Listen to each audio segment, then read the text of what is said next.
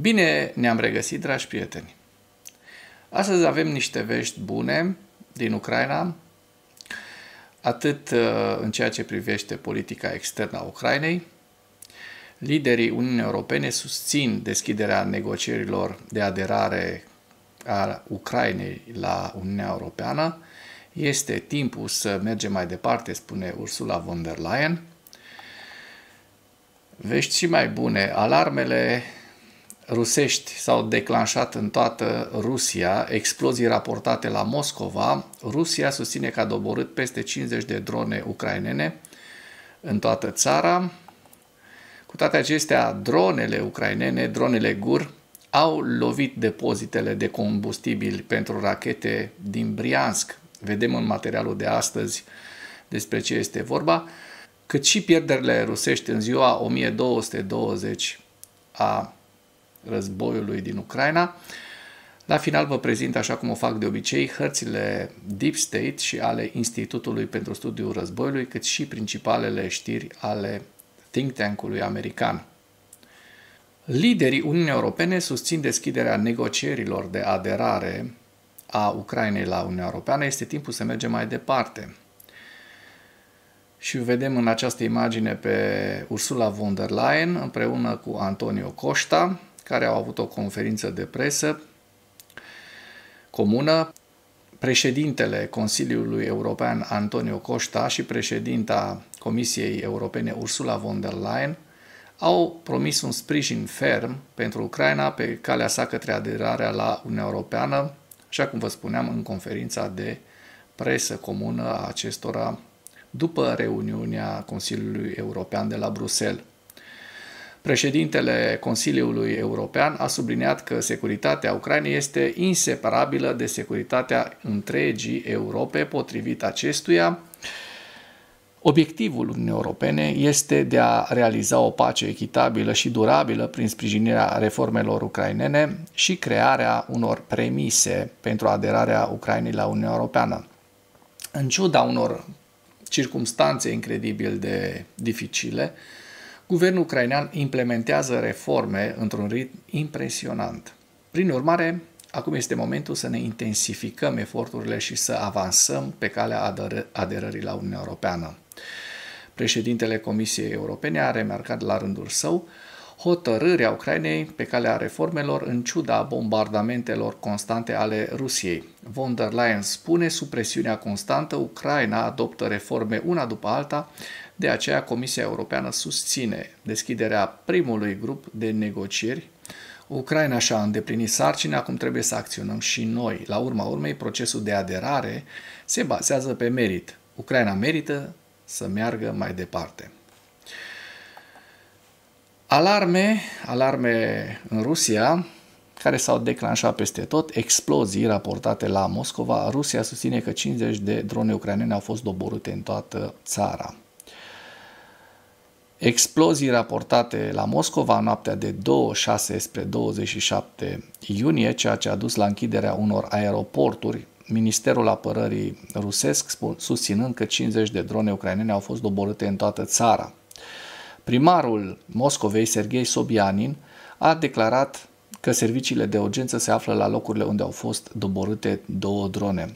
Potrivit canalului Shot Telegram, care pare a fi apropiat de forțele de securitate rusești, restul dintr-o dronă doborâtă au lovit o clădire rezidențială. Alarmele s-au declanșat peste tot, a declarat un locuitor din zonă pentru canalul de televiziune. Armata ucraineană atacă în mod regulat țintele militare aflate în adâncurile Rusiei, în încercarea de a diminua puterea de luptă a Moscovei, în timp ce aceasta își continuă războiul împotriva Ucrainei. Ministerul rus al apărării a susținut ulterior că 50 de drone ucrainene au fost doborâte în toată țara, dintre care 2 zburau spre Moscova. Aeroportul din Kaluga și aeroportul Vnukovo din Moscova au avut restricții de zbor impuse pe fondul atacului cu drone, a declarat Artyom Korenialko, purtător de cuvânt al Agenției Aviatice de Stat din Rusia, Rosaviația, la începutul zilei de 26 iunie. Aeroportul nu acceptă și nu trimite temporar zboruri, echipajele aeronavelor, controlorii de trafic aerian și serviciile aeroportuare trebuie să ia toate măsurile necesare pentru a asigura siguranța zborului, a declarat acesta. Dronele ucrainene au forțat închiderea temporară a cel puțin 217 aeroporturi din Rusia de la 1 ianuarie, a relatat publicația independentă rusă Novaya Gazeta Europa pe 14 mai, citând date de la Agenția Aviatică de Stat a Rusiei Rosaviația. Cifra a depășit deja totalul combinat pentru întregul an 2023 și 2024, subliniind capacitatea tot mai mare a Ucrainei, a Kievului, de a pune presiune asupra Rusiei, chiar și în zone îndepărtate de granița cu Ucraina. Potrivit lui Serghei Bratciuc, purtător de cuvânt al Diviziei de Sud a Armatei Ucrainene, creșterea numărului perturbărilor reflectă o schimbare strategică în campania Ucrainei cu drone.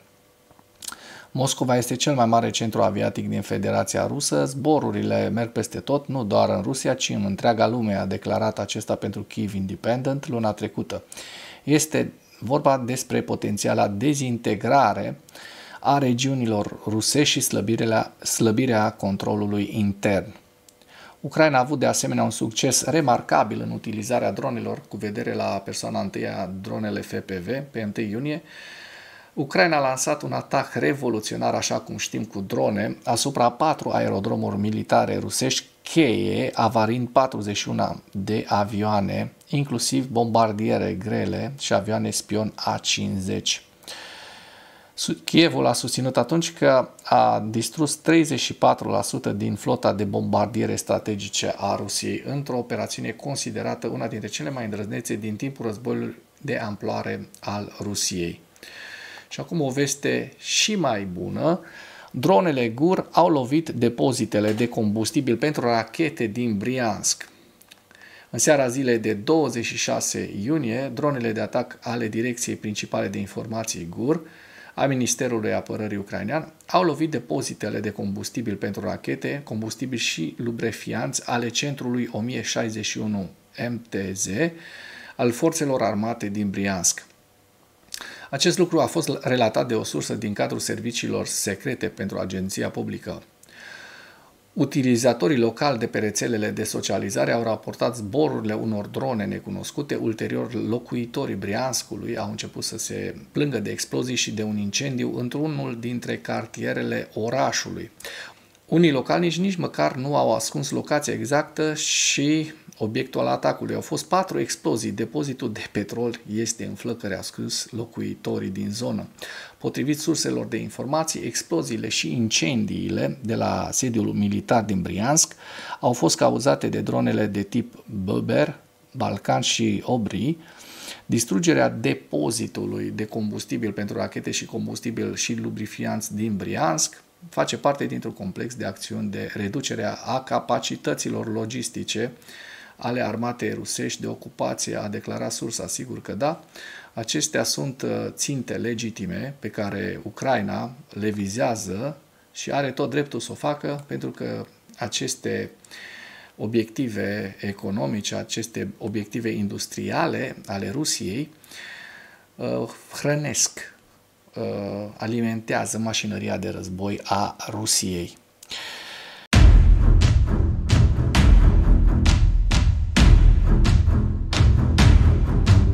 Și acum trecem la ziua 1220 a războiului din Ucraina și discutăm despre pierderile rusești. În ultimele 24 de ore, rușii au pierdut 970 de militari, un tank, 4 vehicule blindate de luptă, 13 piese de artilerie. Lista cu pierderile rusești în ultimele 24 de ore, în paranteză, cât și în integralitate de la începutul invaziei, o vedeți în această imagine.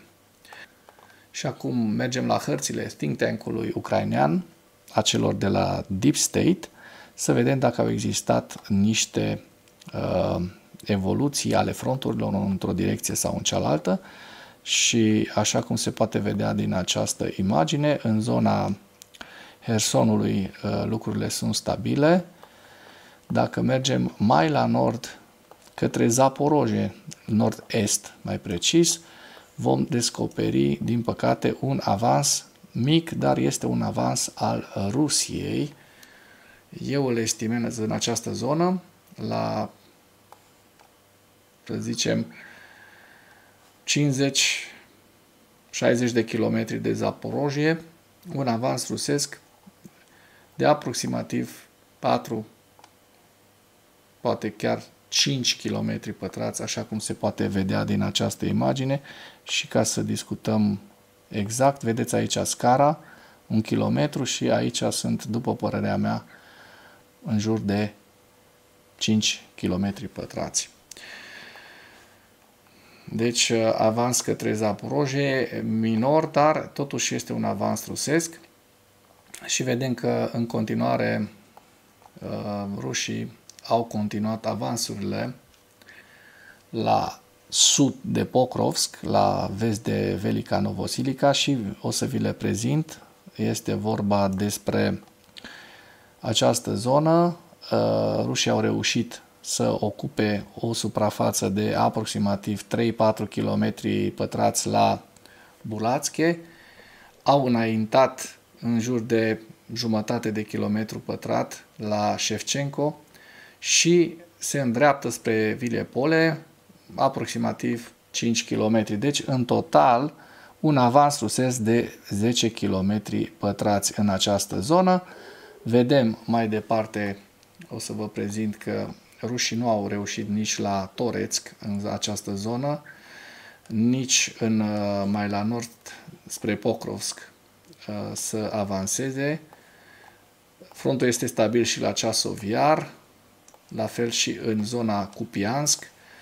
Vovceanscu, așa cum se poate observa, este stabil, nu au existat modificări ale fronturilor, cât și zona Sumă, lucru care ne bucură foarte mult, nu au mai existat modificări ale fronturilor în ultimele zile, de fapt în ultima săptămână, deci frontul este stabilizat. În continuare, ucrainenii dețin această bucată de teritoriu la sud-vest de Kursk și Tetkino, și lucrul acesta este îmbucurător pentru că ne dă încredere că ucrainenii au reușit să stopeze pe ruși în zona de nord, în zona Sumă. Acum trecem la evaluarea campaniei ofensive rusești în viziunea Institutului pentru Studiul Războiului cu principalele știri. Serviciile secrete sud-coreene sugerează că Coreea de Nord ar putea desfășura trupe nord-coreene pe teritoriul ucrainean, ceea ce ar reprezenta o influență semnificativă pe câmpul de luptă. Autorizarea desfășurării forțelor nord-coreene pe teritoriul ucrainean de către comandamentele militare nord-coreene și ruse ar marca o inflexiune semnificativă pe câmpul de luptă, care ar putea îmbunătăți capacitatea forțelor ruse de a susține operațiuni ofensive simultane în direcții multiple, pe care armata rusă s-a chinuit în mod tradițional să le desfășoare. Președintele american Donald Trump și președintele ucrainean Volodymyr Zelensky s-au întâlnit la summitul NATO din 25 iunie și au discutat despre posibilele vânzări de sisteme de apărare aeriană Patriot către Ucraina și despre producția comună de arme. Oficialii de la Kremlin continuă să promoveze o retorică belicoasă menită să submineze sprijinul occidental pentru Ucraina și să demonstreze poziția intransigentă a Rusiei față de Ucraina.